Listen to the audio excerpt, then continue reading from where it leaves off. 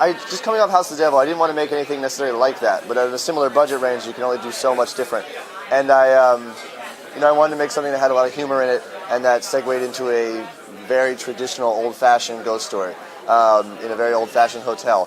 But I liked the modern aspect of it being like these nerds in a building that's from the 1800s, but then bad 70s renovation, and these kind of like modern-day nerds with part-time jobs that they don't really totally care about. And I liked those people being in a very traditional, like old-fashioned ghost story because it doesn't make sense, and seeing how that would play out.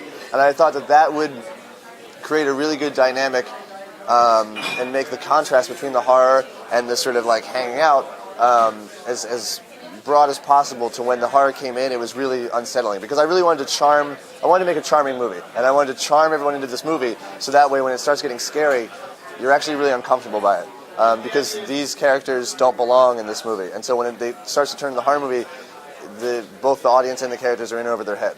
And that's what I was really trying to accomplish.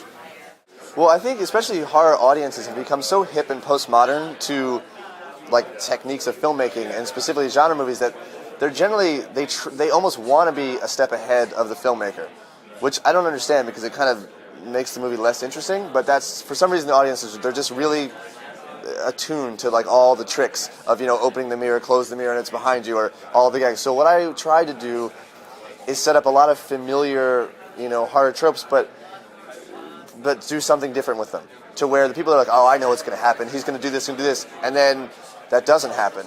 And then you get to another situation, oh, you know what's going to happen, he's going to go in there, it's going to pop out, but I do something a little bit different. To the point where enough of the times that happens, and it's the same thing with House of the Devil, like, you mess with people's, it's not their expectations, it's like their assumptions. You mess with those as much as you can, to the point where they now go, I don't know what's going to happen anymore. And then you go back to actually it being tense and being like it was before you were hip and postmodern. And that's what I try to accomplish with like, some of the, they're not even jump scares, they're like jump jokes, which is like, it's not really a elbow in the ribs or a wink at the audience, but it's a little bit of a like, I'm ahead of you on this one, so just stop trying to think you know what's going on and just watch the movie. That's generally my approach to it. It was the same with House of the Devil, was like when she's walking around the house and everyone's like, oh, it's going to be this, it's like, I'm ahead of you. It's only one step, but I'm just enough that, you need to just watch the movie and stop trying to figure out what's going to happen. Because, and I do the same thing. It's like as a filmmaker especially, and plus movies have become such lowest common denominator that they're all the same.